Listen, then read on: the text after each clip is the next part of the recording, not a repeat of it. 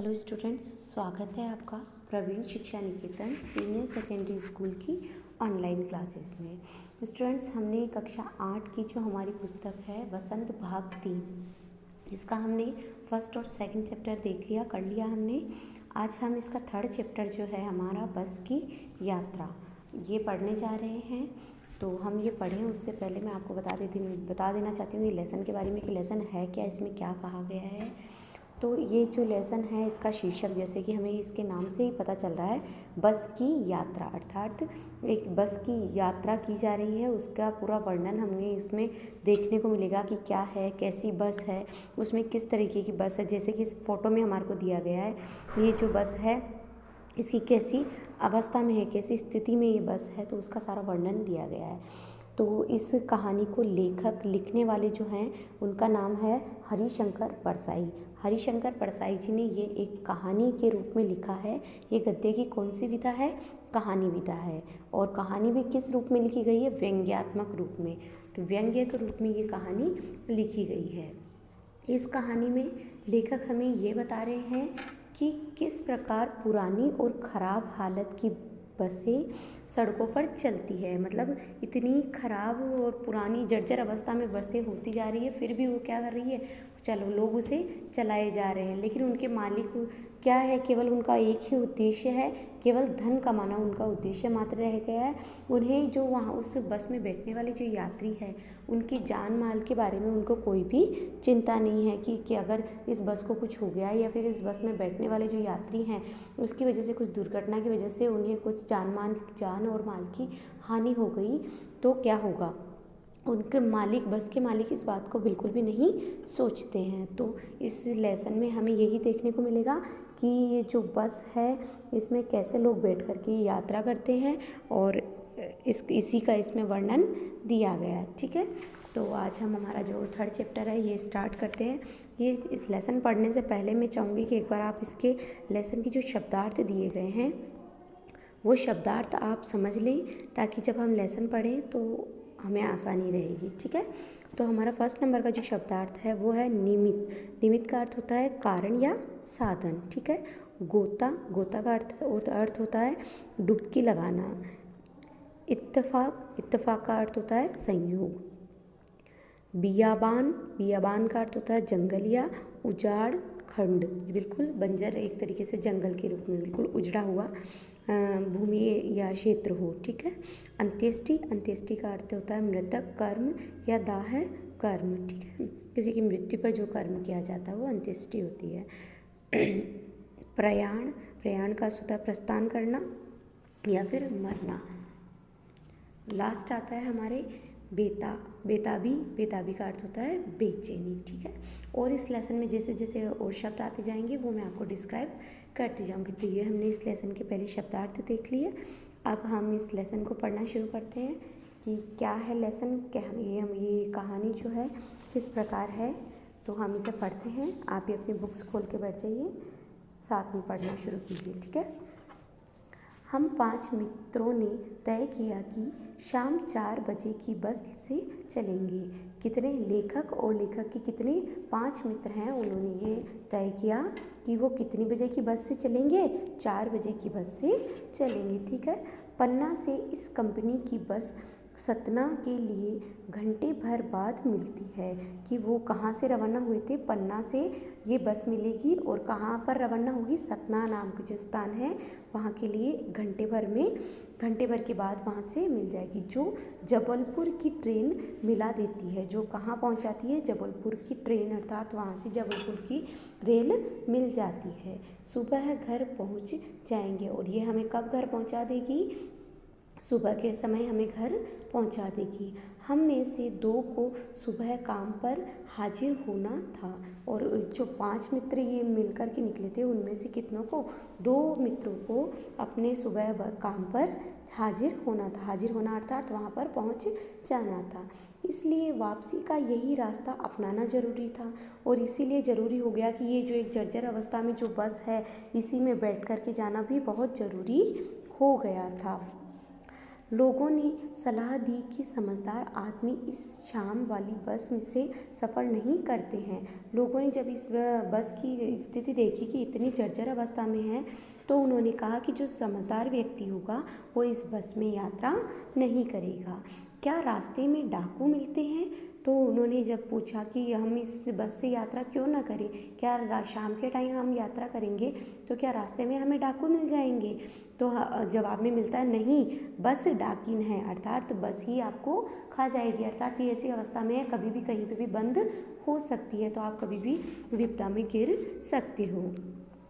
आगे आता है, देखो, बस को देखा तो श्रद्धा उमड़ पड़ी, कि जब बस की स्थिति देखी तो मन में क्या उमड़ पड़ी, उनके श्रद्धा उमड़ पड़ी थी। ठीक है, आगे देखते हैं हम लेसन। खूब वयोवृद्ध थी, अर्थात वो बस कैसी हो गई थी, बिल्कुल जीर्ण शीर्ण अवस्था में थी। सदियों के अनुभव के निशान लिए हुई थी, ऐसा लग रहा था इतनी पुरानी बस है कि उसने कितने अनुभव लिए, अर्थात कितने कितने कैसे कैसे सड़कों पर वह चली है। लोग इसलिए इससे सफ़र नहीं करना चाहते थे कि वृद्धावस्था में इसे कष्ट होगा। लोग क्या समझते थे, उसको वृद्धावस्था में बहुत समझते थे कि इससे क्या होगा, बुढ़ापे में इसको बहुत परेशानी होगी, इसलिए इसमें वे क्या करते थे, यात्रा नहीं करना चाहते थे। यह बस पूजा के योग्य थी, कि ये बस किसकी, क्योंकि इतनी बूढ़ी होने से अर्थ है इतनी पुरानी हो चुकी थी कि क्या आप तो इसे केवल पूजा स्थान पर ही रख देना चाहिए। उस पर सवार कैसे हुआ जा सकता है, कि इस पर अब हम यात्रा कैसे सवार होना, अर्थात इसमें बैठ कर के हम यात्रा कैसे कर सकते हैं।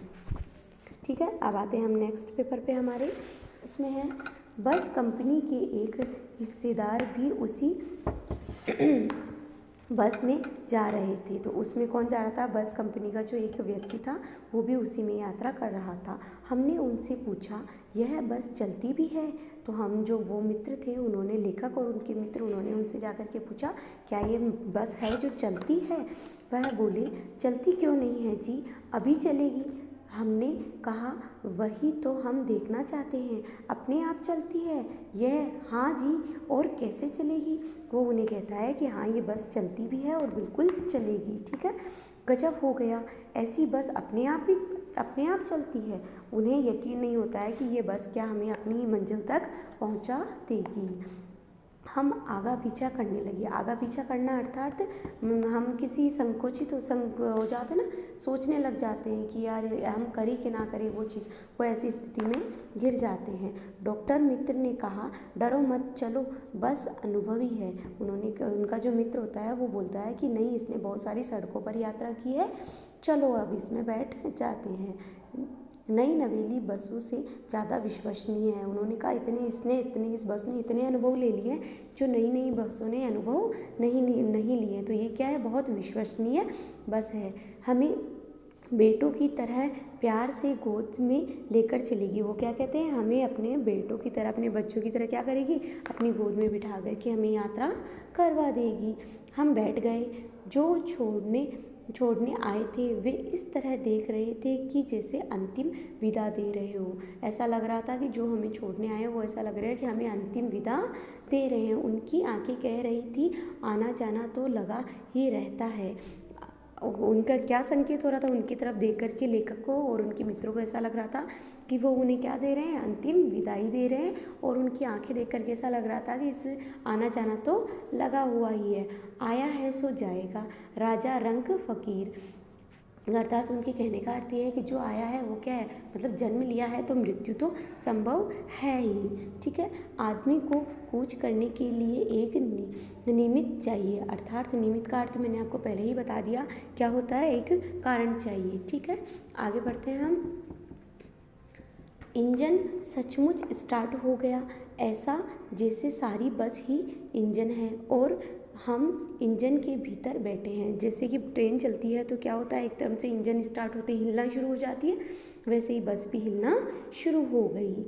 कांच बहुत कम बचे थे, जो बचे थे उनसे हमें बचना था। हम फौरन खिड़की से दूर सरक गए। इंजन चल रहा था, हमें लग रहा था कि हमारी सीट के नीचे इंजन है। आपने देखा होगा इस फोटो में, इस पिक्चर में हमें बताया गया है कि वो किस तरीके से बैठे हैं और बिल्कुल डरे हुए अवस्था में बैठे हुए हैं। ठीक है, आगे चलते हैं, हम नेक्स्ट पेपर पे आते हैं। तो इसमें बताया है, बस सचमुच चल पड़ी और हमें लगा कि यह गांधी जी के असहयोग और सविनय अवज्ञा आंदोलन के वक्त अवश्य जवान रही होगी। अर्थात कहने का अर्थ है कि गांधी जी के द्वारा जो आंदोलन चलाए गए थे, उनमें से दो आंदोलनों का यहाँ पे वर्णन किया गया है, असहयोग आंदोलन और सविनय अवज्ञा आंदोलन। ये जो आंदोलन था, जैसा कि आपने आपकी एसएस की बुक जो है उसमें पढ़ा होगा कि गांधी जी ने अंग्रेजों के खिलाफ जो आंदोलन चलाए थे, उनका मतलब उनका सहयोग नहीं करके उनके खिलाफ आंदोलन चलाए थे। उनमें से प्रमुख आंदोलन है सविनय अवज्ञा आंदोलन और असहयोग आंदोलन। तो उस समय ये कह रहे हैं कि हो सकता है उस समय ये क्या थी, बिल्कुल जवान होगी। उसे ट्रेनिंग मिल चुकी थी, हर हिस्सा दूसरे से असहयोग कर रहा था। अर्थात ऐसा लग रहा था कि वो जो बस है उसका एक भी हिस्सा उसके मतलब जुड़ा हुआ नहीं था, सब क्या हो रहे थे, बिल्कुल अलग अलग हो रहे थे। पूरी बस सविनय अवज्ञा आंदोलन के दौर से गुजर रही थी, सब क्या हो रही थी, बिल्कुल खिलाफ स्थिति में खड़ी हो रही थी। सीट का बॉडी से असहयोग चल रहा था और वो क्या हो रही थी, बिल्कुल सीट उस गाड़ी के साथ भी क्या हो रही थी, बिल्कुल अलग होती हुई दिखाई दे रही थी। कभी लगता सीट बॉडी को छोड़कर आगे निकल गई है, तो कभी ऐसा लग रहा था कि वो सीट इतनी हिल रही थी जिस सीट पे वो बैठे थे, तो कब वो आगे पीछे हो रही थी। कभी लगता है कि सीट को छोड़कर बॉडी आगे जब भागी जा रही है, और बैठे थे वो तो वो इतने हिल रहे थे, कभी वो आगे हो रहे थे तो कभी उनकी सीट आगे हो रही थी। 8-10 मील चलने पर सारे भेदभाव मिट गए। यह समझ में नहीं आता था कि सीट पर हम बैठे हैं या सीट हम पर बैठी है। मतलब सीट इतनी, गाड़ी की स्थिति ऐसी थी कि कुछ भी समझ में नहीं आ रहा था। एकाएक बस रुक गई। मालूम हुआ कि पेट्रोल की टंकी में छेद हो गया है। अब क्या हो गया, बिल्कुल उसकी बस की जो पेट्रोल की टंकी है उसमें क्या हो गया, बिल्कुल लीक, छेद हो गया। ड्राइवर ने बाल्टी में पेट्रोल निकालकर उसे बगल में रखा और नली डालकर इंजन में भेजने लगा। अब क्या करा उसने, जो पेट्रोल था वो एक बाल्टी में इकट्ठा कर लिया, उसमें नली लगा करके कहाँ डालने लग गया, इंजन में। अब मैं उम्मीद कर रहा था कि थोड़ी देर बाद बस कंपनी के हिस्सेदार इंजन को निकाल कर गोद में रख देंगे और उसे नली से पेट्रोल पिलाएंगे, जैसे माँ बच्चे के मुंह में दूध की शीशी लगाती है। अब वो क्या कर रहे थे, क्योंकि वो एक बच्चे जैसा, माँ जैसे अपने बच्चों को दूध पिलाती है, वैसे ही अब उन्हें ऐसा लग रहा था कि अब क्या करेंगे, वो नली से पेट्रोल किसके पिलाएंगे, उस इंजन को पेट्रोल पिलाना शुरू कर देंगे। बस की रफ्तार अब 15-20 मील हो गई थी। मुझे उसके किसी हिस्से पर भरोसा नहीं था। ब्रेक फेल हो सकता है, स्टीयरिंग टूट सकता है। प्रकृति के दृश्य बहुत लुभावने थे। दोनों तरफ हरे भरे पेड़ थे जिन पर पक्षी बैठे थे। मैं हर पेड़ को अपना दुश्मन समझ रहा था। जो भी पेड़ आता डर लगता कि इससे बस टकराएगी। उन्हें ऐसा लग रहा था कि अब तो बस क्या होगी, इन वृक्षों से, इन पेड़ों से जाकर के टकरा जाएगी। वह निकल जाता तो दूसरे पेड़ का इंतजार करता। झील दिखती तो सोचता कि इसमें बस गोता लगा जाएगी ऐसा। और उन्हें ऐसा लग रहा था कि अगर एक झील आई थी, और ऐसा लग रहा था कि कहीं ये गाड़ी बस जा कर के उस झील में डुबकी ना लगा ले। एकाएक फिर बस रुकी। ड्राइवर ने तरह तरह की तरकीबें की पर वह चली नहीं। सविनय अवज्ञा आंदोलन शुरू हो गया था। कंपनी के हिस्सेदार कह रहे थे कि बस को फर्स्ट क्लास है जी, यह तो इत्तेफाक की बात है। शीर्ण चांदनी में वृक्षों की छाया के नीचे वह बस बड़ी दयनीय लग रही थी। लगा जैसे कोई वृद्धा थक कर बैठ गई हो। हमें ग्लानि हो रही थी कि बेचारी पर लद कर हम चले आ रहे हैं। अगर इसका प्राणांत हो गया तो इसे बियाबान में हमें इसकी अंत्येष्टि ही करनी पड़ेगी। कहीं ये मृत्यु कहने का स्थिति है कि ये एक बिल्कुल वृद्ध अवस्था की वृद्ध जो लगते हैं उनकी तरह लग रही है और ऐसा लग रहा है कि कहीं इसकी मृत्यु ना हो जाए। ठीक है, नेक्स्ट पेपर पे आ जाइए। हिस्सेदार साहब ने इंजन खोला और कुछ सुधारा। बस आगे चली। उसकी चाल और कम हो गई थी। धीरे धीरे वृद्धा की आंखों की ज्योति जाने लगी। अब क्या हो गया, गाड़ी की लाइट्स भी बंद होने लगी। चांदनी में रास्ता टटोल कर वह रेंग रही थी। आगे या पीछे से कोई गाड़ी आती दिखती तो वह एकदम किनारे खड़ी हो जाती और कहती, निकल जाओ बेटा, अपनी तो वह उम्र ही नहीं रही। एक पुलिया के ऊपर पहुँचे ही थे कि एक टायर फिस करके बैठ गया। अब क्या हो गया, टायर पंचर हो गया। वह बहुत जोर से हिलकर थम गया। अगर स्पीड में होती तो उछल कर नाले में गिर जाती। मैंने उस कंपनी के हिस्सेदार की तरह पहली बार श्रद्धा भाव से देखा। वह टायरों की हालत जानते हैं, फिर भी जान हथेली पर लेकर इसी बस से सफ़र कर रहे हैं। उत्सर्ग की ऐसी भावना दुर्लभ है। सोचा, इस आदमी के साहस और बलिदान भावना का सही उपयोग नहीं हो रहा है। इसे तो किसी क्रांतिकारी आंदोलन का नेता होना चाहिए।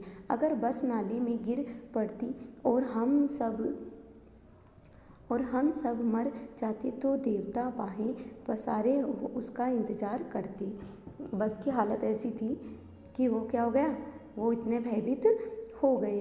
कहते, वह महान आदमी आ रहा है जिसने एक टायर के लिए प्राण दे दिए। मर गए पर टायर नहीं बदला। अब ऐसी व्यंग्य कवि यहाँ ऐसा व्यंग्य के रूप में व्यक्त कर रहे हैं, लेखक व्यंग्य के रूप में कह रहे हैं कि एक टायर के लिए उसने क्या कर दिया, अपने प्राणों को त्याग दिया। एक नया टायर लगा सकते थे, लेकिन वो क्या करते हैं कि उसी बस में वही टायर चलाए जा रहे हैं।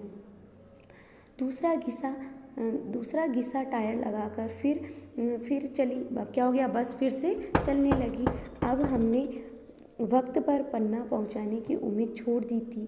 पन्ना कभी भी पहुंचने की उम्मीद छोड़ दी थी। पन्ना क्या, कभी भी पहुंचने की उम्मीद छोड़ दी थी।